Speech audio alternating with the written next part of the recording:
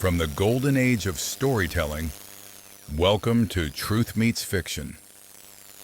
And now, our feature presentation. The Adventures of Sam Spade, Detective. Brought to you by Wild Root Cream Oil Hair Tonic, the non-alcoholic hair tonic that contains lanolin.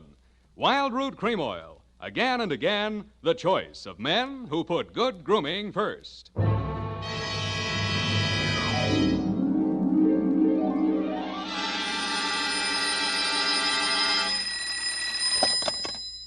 Office of Samuel Spade, Private Investigations. Good morning. Evening. Effie? Miss Perrine is on a vacation. Perhaps I may be of assistance, no doubt. I don't know. To whom am I speaking to? I am sorry. I cannot divulge that information to an entire stranger. May I take a message? Look, Miss Whoever you are, I don't want to discommode you, but I am sorry, but I will have to ask you in no certain terms to resist from this line you are handing me. I am not the type secretary. Forget it. I'll just call Miss Perrine long distance and dictate my report over the phone. Oh, my stars and garter. How utterly gouch of me, Mr. Spade. Oh, I'm Bernadine, Effie's relief. I mean yours. I could use some. Oh, shall I send out for some medicine? Yeah. The phone number's on the wall behind the water cooler. Tell them the 100 proof, bonded, and hang the expense. I'll be right down to dictate my report on the bail bond caper.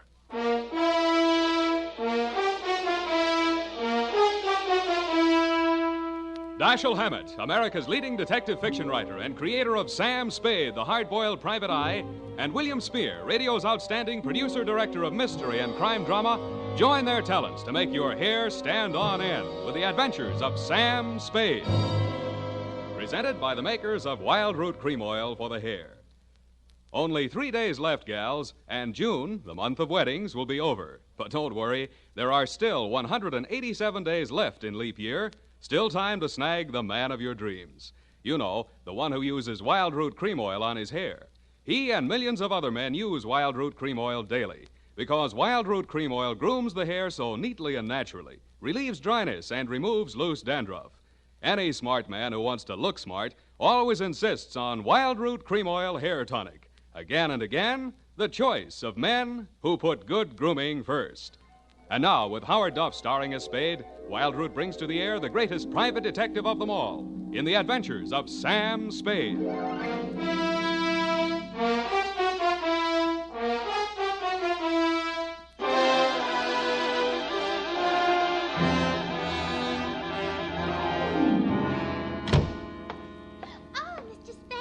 You are Mr. Spade. You just gotta be. Yes, but why? It was fate. I knew it was going to be like this. I had my qualms, too, Bernadine. Oh, that's good. I sent the other back. The other what? I called that number, but it was euphonious. They sent whiskey. Is something the matter? No, nothing at all. I'm perfectly calm. Well, I'm glad. My previous employer was very nervous, which is why I just happened to be tentatively at large when Effie reproached me about being a relief to her. Figures. Bernadine, now I'm not being fresh. Honestly, I'm not. But do you take shorthand? Yeah, but I don't speak it. What is that you speak? Don't answer. Ready? Rodney. I mean Roger. Date. I'll have to ask my mother. Down, Bernadine. Date, June 27, 1948, to Miss Effie Perrine, care of Perry's Lodge, Kanab, the Pearl of the West, Utah. What? Oh, wrong letter. I'll get to that later. Date, June 27, 1948, to Leo M. Scarlett, care of Leaf Branch, Root, Knox and Wood, attorneys at law, 333 Pine Street, San Francisco, from Samuel Spade, license number 137596. Subject, the bail bond caper. Dear Leo, I'm sorry things turned out the way they did, Leo, and I'd like you to know how I got into it. It wasn't for the reward. I don't take rewards. I'm not in love with your wife, no matter what she says, and I wasn't sore at you about anything. I was just sitting in my office, minding my own business, when the door opened, and Vivian walked in. She looked every bit as beautiful as she did when she lived under me in Ma Tuttle's boarding house in 41. In fact, I didn't recognize her until she slithered out of her mink. Hello, Sam. Surprised to see me? Yeah, but I'm trying not to show it. What's on your mind? Is that all you've got to say to me, Sam? Well, you're here on business, aren't you? All right, I don't blame you. It all happened pretty sudden, Leo and me. I should have written or phoned you, I suppose, but somehow... Forget it, Vivian. Now, what do you need a detective for? You, thinking of divorce already? Oh, please don't, Sam. If it was a mistake, I'm the one who has to live with it, and I made up my mind when I married Leo. This time it's for keeps. No matter what. Mm-hmm. What's the what?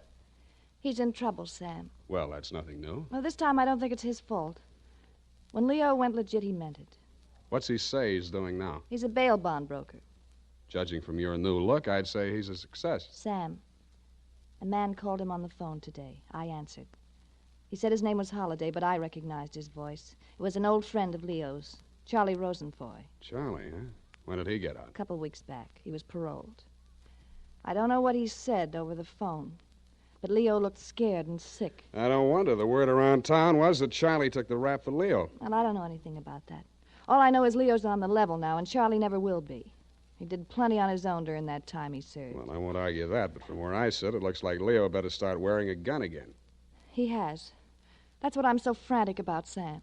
You hear any of the conversation from Leo's end? He didn't say much, but I did hear him say, "All right, 10 tonight. I'll meet you there." That wasn't very smart of him. I know, but that's the way he is. It might be only for a payoff. I thought of that, too. But Leo hasn't got that kind of money. He's been dropping a lot at the racetracks lately. And even if he had it, he's not the type to pay blackmail. I don't like it. Why should I stick my neck out? Why did you have to come to me anyway? 'Cause I trust you, Sam. I know you were jealous of Leo. I was? Sam, if we ever meant anything... If you meant half the things you said to me when we... Stop it. That's blackmail.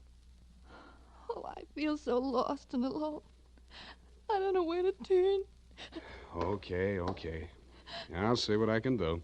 Oh, Sam, I'll make it up to you somehow. You see if I don't. Sure you will. And tell Leo to stop dropping his money at Tan Ferran. This is going to cost them plenty.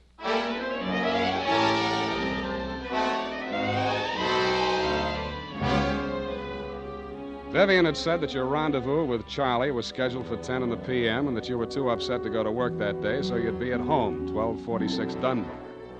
I took a plant in your apartment building from a Sleepy Lagoon-type cocktail bar across the street called, you guessed it, the Sweet Leilani. Your wife joined me, and after a while, we got around to talking. At least she did. I bet you can't guess what I'm thinking about. Huh? Listen, Sam. You remember that night we drove to Half Moon... Bay. Oh, you do remember. Oh, we used to do the craziest things. I should have married you, Sam. Please, not while I'm drinking. You know what? The trouble with crooks... They have to work day and night. Yeah. Hey, you're not listening. No, but everybody else in the place is. Let's talk about you, Sam. Did I ever tell you how I met Leo? No, and please don't. And then he opened a bucket shop. You know what a bucket shop is? Yeah. It's stock Brokerage. Yeah, that's right. Only it's crooked. That was the first business Leo started when he went legit. Mm-hmm. He had to shut it down on account of those securities. Somebody was always stealing out of the safe. Were they insured? Yeah, but they wouldn't renew his policy. So after the second nightclub burned down, and he couldn't get any insurance at all, even on his own life. That's why I'm so frantic, Sam. Hey, give me a nickel. I want to play Sweet Leilani.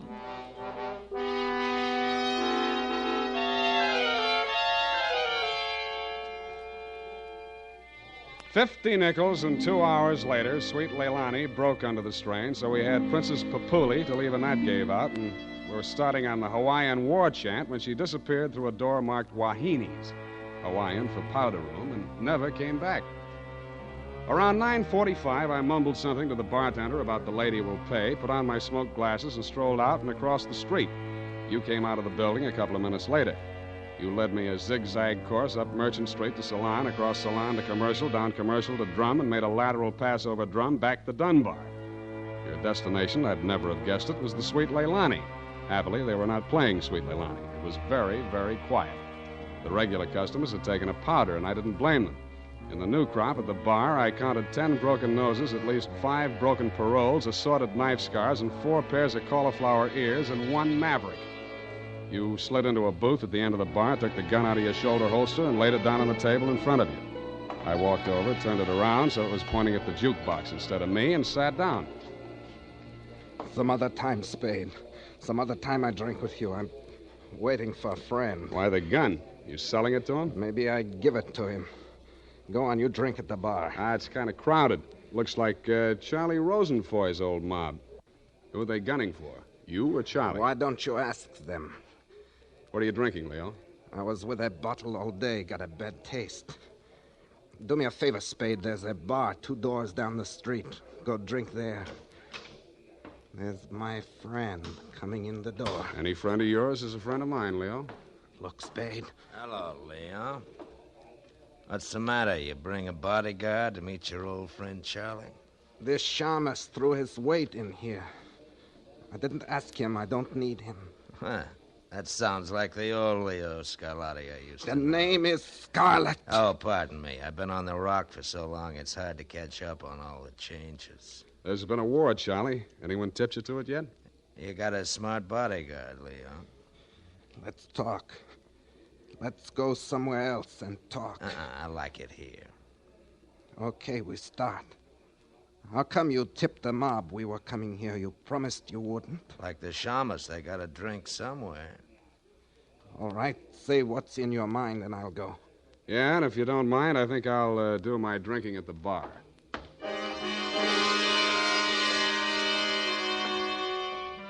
Both of your guns were on the table. It didn't look as though you were going to use them on one another, and I figured that neither of you was going to do much talking in front of me anyway, so I strolled back to the end of the bar to look at the television. The 10 o'clock news roundup was on, and the ticker tape that was moving across the screen said ... in Atlantic City today, period. I ordered a highball, and then the ticker tape started again.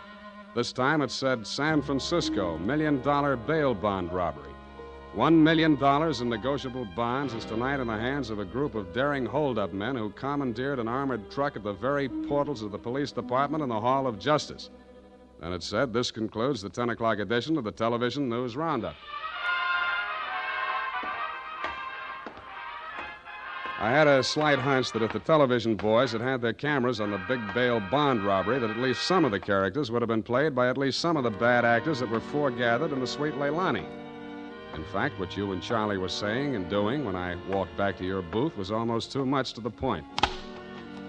You let me see the bulky portfolio Charlie shoved across the table at you.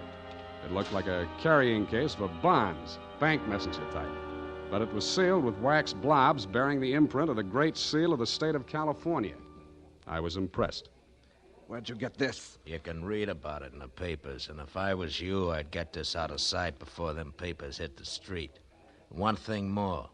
Don't try to clip none of them coupons. And one thing more in addition. Don't open it at all. Sure. Spade, Yeah, Leon? I think I hire you after all.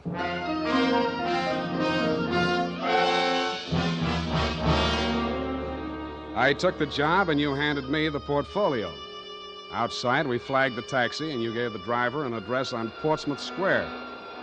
Your office, I hate to remind you, was behind one of a bunch of neon-lighted storefronts across from the Hall of Justice. The sign on the door said, press the button and let freedom ring any hour, day or night. The only bell in sight was a stop-press-type burglar alarm. You unlocked the door, and we went in. You paused in front of a big green safe with a combination lock and started twirling the knob. The tumblers clicked into place. I picked up an inkwell and waited for the safe to open. All right, Spade, give me it. I did, with both hands. With my left, I handed you the portfolio, and with my right, I pitched the inkwell at a well-wired slab of plate glass window. When the burglar alarm went into action, so did you. You dropped everything and were out of the door and out of sight before you could say, let freedom ring. While I was waiting for the cops to arrive, I helped myself to a $500 bearer bond I found lying loose in your safe. I had a feeling I might be needing some bail myself.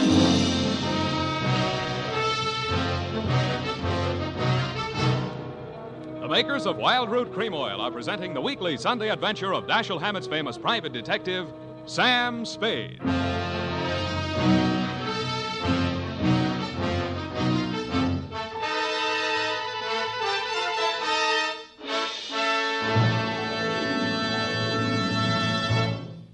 Now, here's important news on good grooming. If you want the well-groomed look that helps you get ahead, socially and on the job, listen.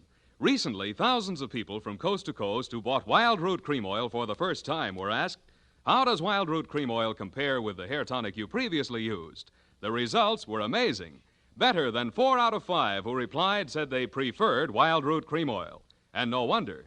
It gives you the advantages that men consider most important. Wild Root Cream Oil grooms your hair neatly and naturally, relieves annoying dryness, and removes loose dandruff. What's more, non-alcoholic Wild Root Cream Oil is the only leading hair tonic that contains soothing lanolin. That's like the oil of your skin. So ask for Wild Root Cream Oil Hair Tonic. Again and again, the choice of men who put good grooming first. By the way, smart girls use Wild Root Cream Oil, too, and mothers say it's grand for training children's hair.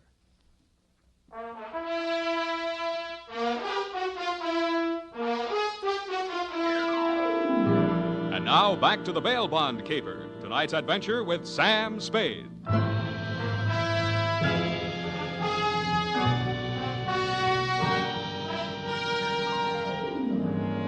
I had hoped, Leo, when I made my spectacular move in your bail bond office and set the bells to ringing, that I'd get the caper off my neck and onto the capable shoulders of the police, where it now belonged. Then I told myself I could go home and get some sleep. I had never been that fond of Vivian anyway. I was holding the $1 million portfolio, complete with its big official seals still unbroken, ready to hand it over with a flourish to the first boy in blue that rushed in. But then I saw something that dashed my hopes. There was a strip of Scotch tape across the bottom of it. It wasn't up to me to tamper with important evidence, but I didn't have to. It was only a question of what magazine had been cut up to replace the $1 million in bearer bonds. That question was answered at headquarters 20 minutes later.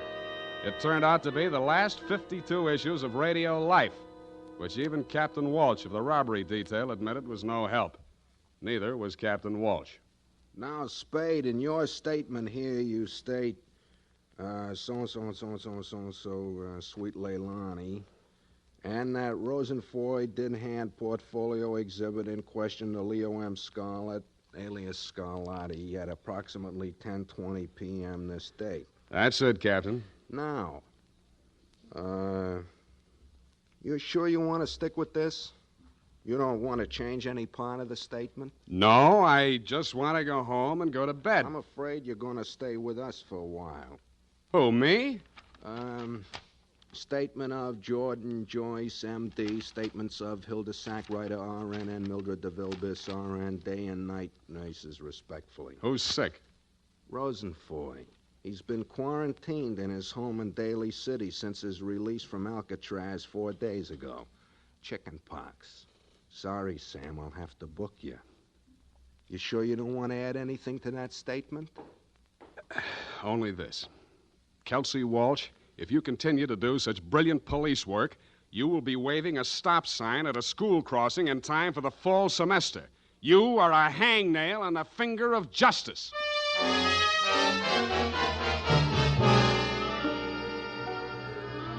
I thought I had been courteous and cooperative, but even so, it was the middle of the afternoon by the time they set my bail. $1,500. That made it life. But I hadn't had time to hang the curtains in my cell when I got even worse news. My bail had been posted by who? Vivian, a banana peel, and the steps of progress. She met me outside. Well, aren't you going to thank me? What for? Getting me in jail or getting me out? Getting you out, of course. It was all the money I had in all the world. Leo's money was impounded, you know. But, Sam, when I thought of what you and I once meant to each other, and maybe we still could... Yeah. Well, you'll get your money back. I'm not really guilty. Oh, I know that. What else do you know? I guess it's safe to talk. Leo phoned me today. Where is he? He wouldn't say. Some pay station. He kept putting in nickels. Sam, you've got to talk to him. You've got to convince him it's best to give himself up. Now you're beginning to make sense, sweetheart. But how can I get to talk to him? I've arranged it. He's to meet us at the Club Leilani. You know, where we had our reunion yesterday. That place on Dunbar? Yeah. Oh, that's great. A crowded saloon less than a block from the police department. Besides, the place has lousy memories for me.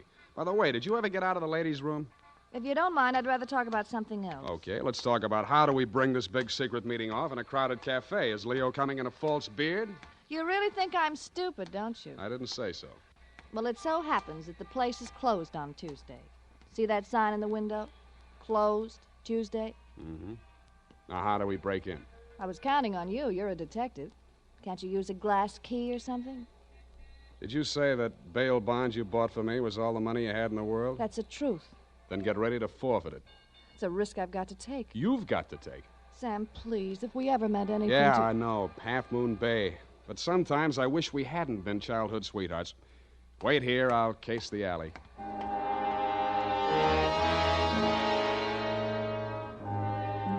The alley wasn't much better. There were 2 windows, washroom type, all glass brick, except the 2 small ventilators big enough to put your hand through. The only hope was the kitchen skylight. I didn't have any trouble getting up to it, but once I was there, things didn't look so good. The view from the roof was a garage door with 2 green lights flanking it. Then it struck me where I was and why I was there. The Club Leilani backed directly on the Hall of Justice where the big bail bond robbery had taken place at 5 p.m. the night before. Without further ado, I put my foot through a pane of the skylight, reached in, unlatched it, and dropped. Hurry up. Let me in, Sam. Up at the front of the building, I could hear Vivian clamoring for admittance. I decided to let her clamor for another minute or 2. It isn't a thing I often do, but I walked resolutely into the ladies' powder room. It was very well equipped. It had furniture, a telephone, and more clues than I needed. The magazines were there, the razor blades were there, the Scotch tape was there. There was even a scraping of red sealing wax on the steel frame of the window slot. But best of all was what I found in the paper towel dispenser. I lifted it out and moved it next door to the men's washroom. Then I let her in. What kept you so long? You'll spoil everything. I was afraid you'd... Here comes your husband. Come on, let me in. What happened, Leo? You're early. Any objections? I just got itchy, that's all. How are you, baby? Don't, Leo. I'm so nervous. Strained. What are we going to do, baby? What's Spade going to do for us? Tell him, Sam. I'll leave you 2 alone to talk it out. I'll freshen up a little. Haven't had my face on all day. Poor kid. Well, Spade, let's have it. Yeah, she's right, Leo. I can do a lot for you. But you've got to do something for me. Spade, this is level. I never saw those bonds. I know that. Then what are you after? The truth. It's the only thing that can save you, and if you take this rap, I take it too. I'm in clear up to my neck. Okay. Charlie Rosenfoy came around to Vivian and made her this proposition. He was going to pull this bail bond job and plant the goods on me to get even for the rap he thought he'd taken for me. Mm-hmm. Vivian pretended to play along with him, only she got hold of the package long enough to take the bonds out and put the old magazines in instead. Yeah. The idea was the mob would think Charlie had double-crossed them, taken the goods for himself, and delivered a phony packet to their banker, which was supposed to be me. Cute. Only you had to get smart and set off that burglar alarm. Now I'm getting the squeeze on all sides. The mob, the law, Charlie are all gunning for me at once. Don't worry about the mob and the law, and don't worry too much about Charlie. What are you driving at? That'll be him now. Who tipped him I was here? Get back in the corner. It's dark in here. He'll never see you. I'll take care of him. All right. Hello, Charlie. Who? Come on in. Oh! Good boy, Spade. Get his gun. You're my friend. Sure, I'm your friend. Come here. Yeah, sure, Spade. Pleasant dreams, fellas. Now I act. Hey, Charlie! No, Leo!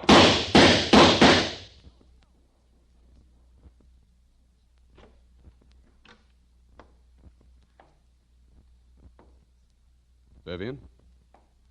Sam? That you? Yeah. The last of your boyfriends. You mean Leo? Charlie? Yeah. They just knocked each other off. Oh, Sam, I can't see. It's dark. Where are you? Right here in front of the jukebox. You sure? Hope to die.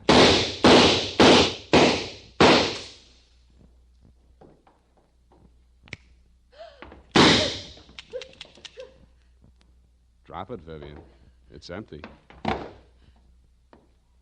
Sam, Sam! Vivian, how could you? After Half Moon Bay.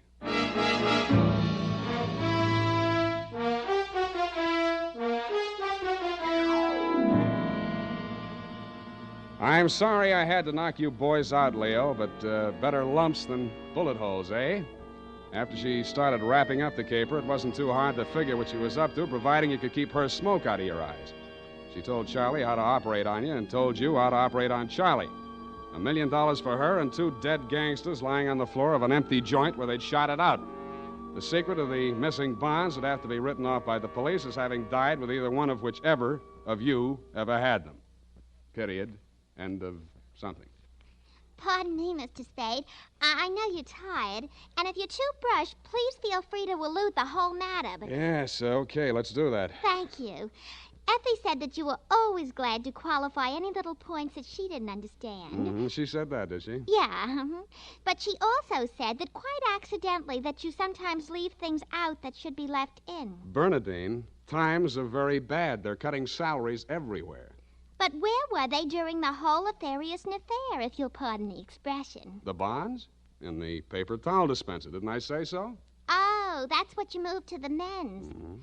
But how did they get there? In the Walreenies, if you'll pardon the expression. Simple. When the thieves whizzed through the alley after the heist, Vivian had her well-manicured little lunch hook thrust through the window slot to receive them. Oh, that's how the red sailing wax got there. Bernadine, you're spectacular. Now go and type this up. You're making me nervous.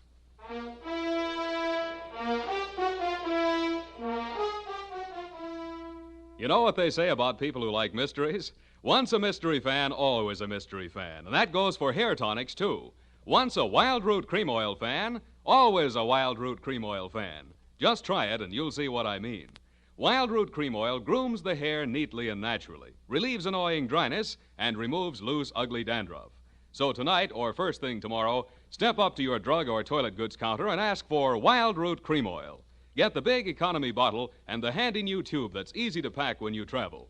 Also, ask your barber for a professional application of Wild Root Cream Oil Hair Tonic. Again and again, the choice of men who put good grooming first. Well, here it is, Mr. Spade. I hope it's not too erroneous. Oh, I'm sure it's quite offensive. Don't you mean inoffensive, Mr. Spade? Have it your way.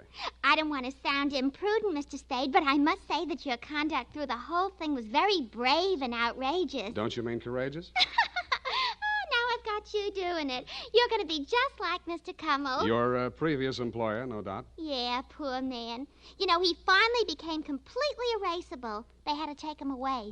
What were his symptoms? Well, when he ordered the puppy biscuits, I thought he was just being concentric. But after a while, he wouldn't answer to anything but Rover. I had to sprinkle his flea powder in the morning, you know?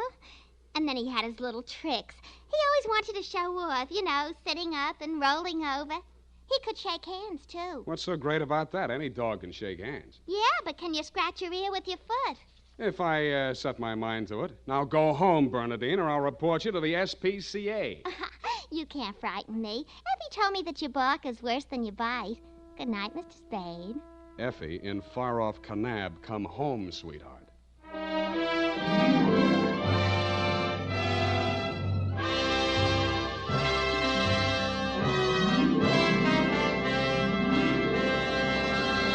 The Adventures of Sam Spade, Dashiell Hammett's famous private detective, are produced and directed by William Spear. Sam Spade is played by Howard Duff. The Adventures of Sam Spade are written for radio by Bob Tallman and Gil Dowd, with musical direction by Lud Gluskin.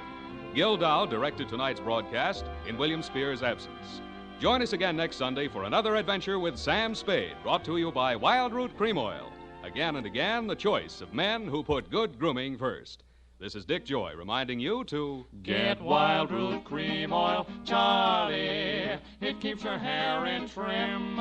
You see, it's non-alcoholic, Charlie. It's made with soothing lanolin. You better get Wild Root Cream Oil, Charlie. Start using it today. You'll find that you will have a tough time, Charlie, keeping all the gals away. Hiya, Baldy. Get Wild Root right away. This is CBS, the Columbia Broadcasting System.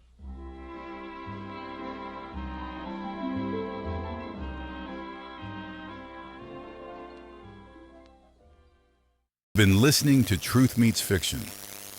Until next time, keep a light in the window and a story in your heart. Good night.